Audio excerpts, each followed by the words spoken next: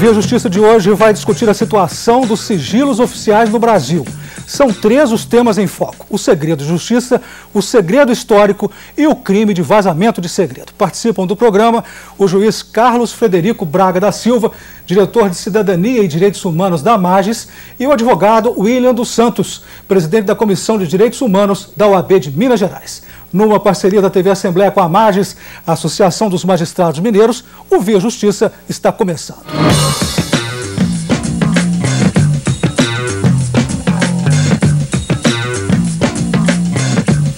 A população brasileira deve ter ou não o direito de conhecer os documentos ultrasecretos dos governos brasileiros ao longo da história. A discussão está na pauta política do momento. O que o senhor acha, doutor Carlos Frederico? Eu entendo que sim. Eu não tenho a menor dúvida em afirmar da imperiosidade, né, da necessidade de a população brasileira conhecer esses documentos, e essa deve ser a regra. Evidentemente que alguns documentos você pode aí estabelecer um prazo para divulgação, por interesse de Estado, segurança nacional, mas o que a gente tem visto na mídia aí, o sigilo eterno, né, é inadmissível. Nós temos a publicidade como um princípio constitucional estabelecido na nossa Constituição, e nós vivemos numa república, né? O país é uma República Federativa do Brasil. Assim sendo, eu não vejo de interesse público você esconder eternamente determinadas informações da população. E a opinião do senhor, doutor William? Olha, concordo, doutor Carlos. Achamos o seguinte, eu acho que passou foi da hora, tá? Eu acho que, independente do governo, mas o Estado brasileiro, ele não tem que ter nenhum segredo, não. Até porque isso interessa a cidadania, interessa a Constituição, interessa o resgate da história. Estamos acompanhando, né, alguns projetos que estão tramitando no Congresso Nacional. Acho que o direito à verdade, alguns países assim já o fizeram, né, ele está no horário, está no tempo do nosso país também fazer uma retratação de alguns fatos históricos. Por exemplo, tem situações no Brasil que são desenhadas pelos livros, né, numa forma didática, mas que tem outra observação. Por exemplo clássico, a Guerra do Paraguai, né? No nosso livro nós cunhamos até alguns heróis da Guerra do Paraguai, mas vai ver isso lá no Paraguai, foi uma tragédia, né? Então algumas coisas eu acho que tem que ter uma análise crítica, né? E essa análise crítica, ela começa por se liberar alguns documentos que são tidos como secretos. Eu acho que não pode ter nenhuma restrição nisso, até porque é um direito constitucional, e é justamente isso, né, que a gente vê tramitando no Congresso Nacional, seja na Comissão da Verdade, né, seja na questão da própria lei da anistia, né, em relação à decisão recente do Supremo agora. Os ex-presidentes Collor e Sarney pressionaram a presidenta Dilma para manter o sigilo eterno de documentos considerados de interesse do Estado. Em 2003, o então presidente Lula enviou ao Congresso a Lei de Acesso às Informações Públicas, que acaba com o sigilo eterno destes arquivos. O projeto foi aprovado pela Câmara dos Deputados com alterações e está agora no Senado. Veja os prazos de sigilo propostos. De acordo com o projeto de lei 41 de 2010, a informação em poder dos órgãos e entidades públicas poderá ser classificada como ultrasecreta, secreta ou reservada. Os prazos máximos de restrição de acesso à informação vigoram a partir da data de sua produção e são os seguintes: ultrasecreta, 25 anos, secreta, 15 anos e reservada, 5 anos. Doutor Carlos Frederico, esse tempo para o senhor é satisfatório? Olha, eu acho o seguinte, se foi essa a conclusão que se chegou no debate público do parlamento, é razoável. Sabe, eu acho que é adequado que se estabeleça um prazo para algumas situações. Eu entendo que 25 anos é uma geração, né? E eu acho que é por aí. O que não deve ser jamais, né? A minha preocupação é que jamais se aceite o sigilo eterno.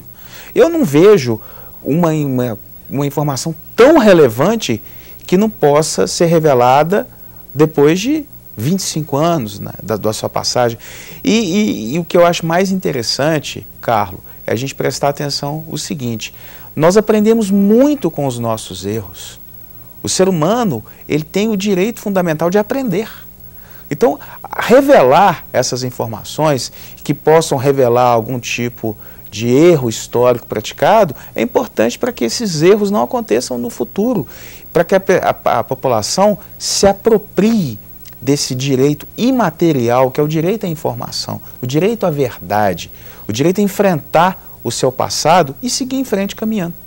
Vamos ver a opinião popular sobre o sigilo histórico. A pergunta foi a seguinte: você acha que o povo brasileiro tem o direito de saber tudo sobre os documentos secretos dos governos do Brasil?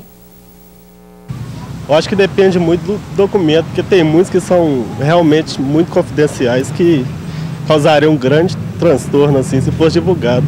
Depende, né? Acho que tem muitas coisas que não precisam vir ao público, né? Acho que todo mundo merece saber o que foi que aconteceu, o que não aconteceu, se teve tortura, se não teve, quem que foi enterrar, ninguém sabe onde é que tá. Eu acho que sim, todo mundo tem que participar do que aconteceu.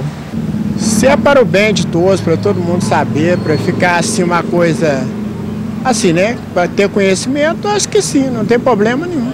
Com certeza, para a população tomar conhecimento do que aconteceu no Brasil. Doutor William, gostaria que o senhor comentasse a fala popular. Olha, eu acho que alguns dados históricos, né, eles têm que sair do arquivo. Vou te dar um exemplo clássico, e que é objeto, inclusive, de apuração pela Comissão de Direitos Humanos com apoio da OAB.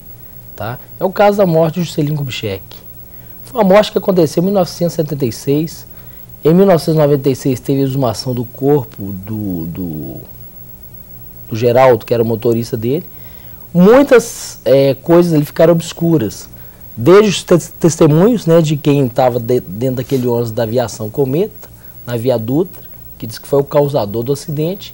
E mais interessante que isso, cara, que foi em 96, ainda no período do governo Fernando Henrique Cardoso, foi feita a exumação do corpo dele aqui em Belo Horizonte. E esses documentos, inclusive, estão chegando também ao OAB, estão no e-mail do Estado, Instituto de Criminalística, e que apontam que houve algumas contradições. Então nós estamos querendo saber, nesse caso também em particular, tá, qual foi a real situação disso. E aí eu acho que tanto a Lei da Verdade, que é o projeto que tramita, né, que é a designação de 7 pessoas que vão ter o prazo de 2 anos para discutir isso no Congresso Nacional, é necessário, né, como também é necessário que sejam abertos os arquivos, né, depois desse tempo todo, para a gente ver a parcela e a contribuição do Estado brasileiro, não do governo, mas do Estado brasileiro, nesse episódio, por exemplo. Né? Esse e outros mais.